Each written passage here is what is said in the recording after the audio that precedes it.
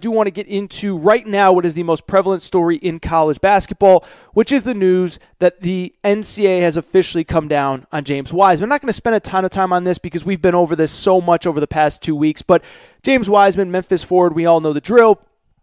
Penny Hardaway, when Penny Hardaway was a high school coach, gave James Wiseman's mother money to move him to Memphis. James Wiseman then plays for Penny Hardaway, goes to Memphis.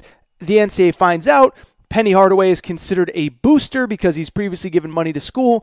And so James Wiseman was suspended. Memphis decided to play him anyway. They eventually sat him down.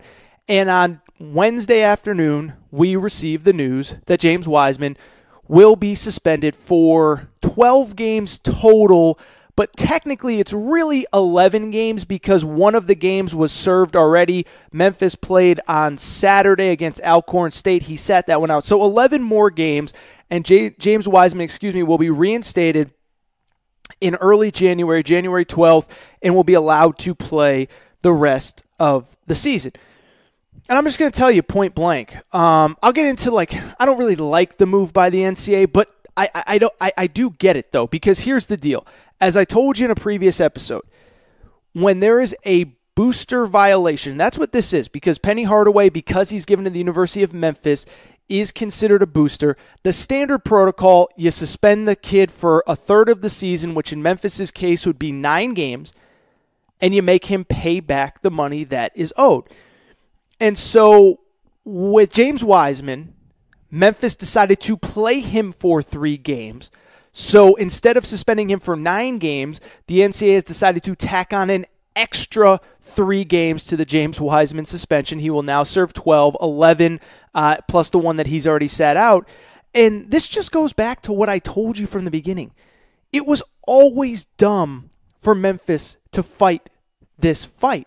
And listen, I get it. I know everyone on Twitter is going to tell you how cool it is and screw the NCAA and F those guys, and I hope James Wiseman stands up to them.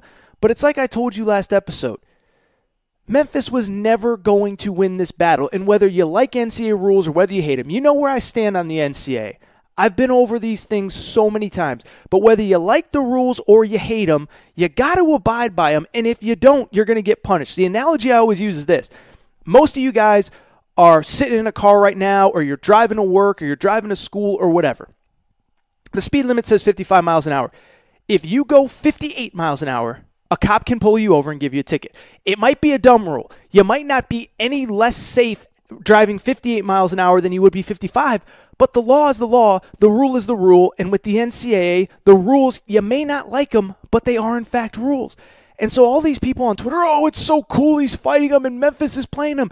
They were going to get punished. They did get punished. And now James Wiseman has to miss 12 games. And where the problem with it lies is that if Memphis had done what everybody else does, which as I told you on a few episodes ago, everybody else, when they're told by the NCAA that you have a player that's very likely ineligible, everybody pulls them. And then they work with the NCAA, and the NCAA gives whatever the suspension is, and everybody moves on. That's what happened with Ohio State and Chase Young, to use the most recent example.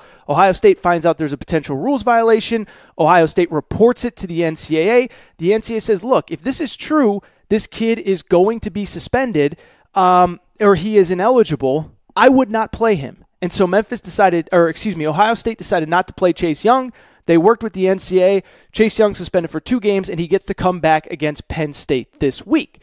By the way, shout out to Chase Young, who basically got 2 weeks off against the 2 worst opponents, and now he comes back for Penn State and Michigan to end the year.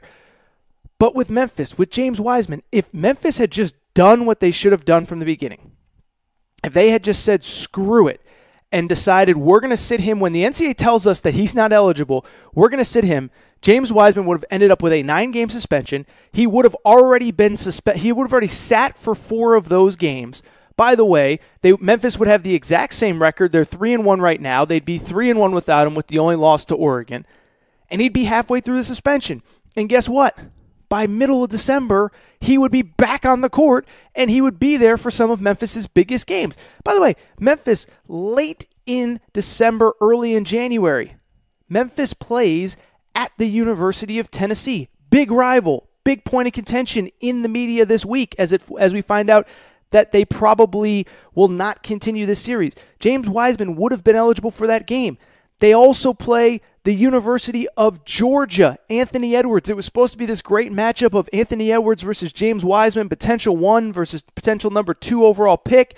They instead decide to play James Wiseman. Now he's suspended for that game. Last game, Wichita State at Wichita State, a potential tournament team. James Wiseman will be back for that. And so I know it was this great, cool thing on Twitter that all the media told you, oh, it's so cool, they're fighting the NCAA. It was stupid. It was always stupid.